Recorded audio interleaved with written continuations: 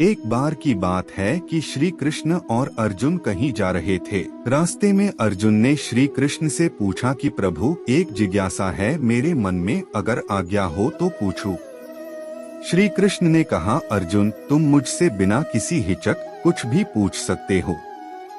तब अर्जुन ने कहा कि मुझे आज तक यह बात समझ नहीं आई है कि दान तो मैं भी बहुत करता हूँ, परंतु सभी लोग कर्ण को ही सबसे बड़ा दानी क्यों कहते हैं। यह प्रश्न सुन श्री कृष्ण मुस्कुराए और पास में ही स्थित दो पहाड़ियों को उन्हीं सोने का बना दिया और बोले कि हे अर्जुन, इन दोनों सोने की पहाड़ियों को तुम आस-पास के गांव वालों में बांट दो। अर्जुन प्रभु से आज्ञा लेकर तुरंत ही यह काम करने के लिए चल दिया। उसने सभी गांव वालों को बुलाया और सोना बांटना शुरू कर दिया। गांव वालों ने अर्जुन की खूब जय जयकार करनी शुरू कर दी। अर्जुन सोना पहाड़ी में से तोड़ते गए और गांव वालों को देते गए। लगातार 2 दिन और 2 रातों तक अर्जुन सोना बांटते रहे। गांव के लोग वापस आकर दोबारा से लाइन में लगने लगे थे। इतने समय पश्चात अर्जुन काफी थक चुके थे। जिन सोने की पहाड़ियों से अर्जुन सोना तोड़ रहे थे, उन दोनों पहाड़ियों के आकार में जरा भी कमी नहीं आई थी।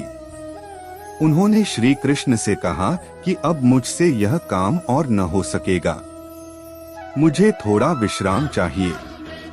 प्रभु ने कहा कि ठीक है, तुम अब विश्राम करो, और उन्होंने कर्ण को बुला लिया और उससे कहा कि इन दोनों पहाड़ियों का सोना इन गांव वालों में बांट दो।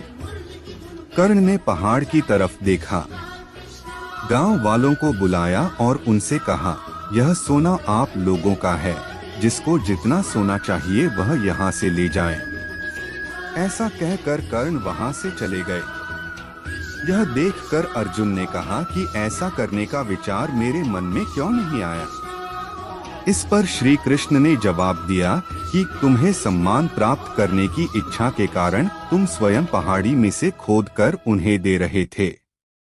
तुम में दाता होने का भाव आ गया था। दूसरी तरफ कर्ण ने ऐसा नहीं किया। वह सारा सोना गांव वालों को देकर वहां से चले गए। वह नहीं चाहते थे कि उनके मन में यह इच्छा नहीं थी कि कोई उनकी जय जयकार करे या प्रशंसा करे। उनके पीठ पीछे लोग क्या कहते हैं, उससे उनको कोई फर्क नहीं पड़ता। इस कहानी से हम ये सीखने को मिलता है कि दान देने के बदले में धन्यवाद या बधाई की उम्मीद करना भी उपहार नहीं, सौदा कहलाता है। यदि हम किसी को कुछ दान या सहयोग करना चाहते हैं, तो हमें यह बिना किसी उम्मीद या आशा के साथ करना चाहिए।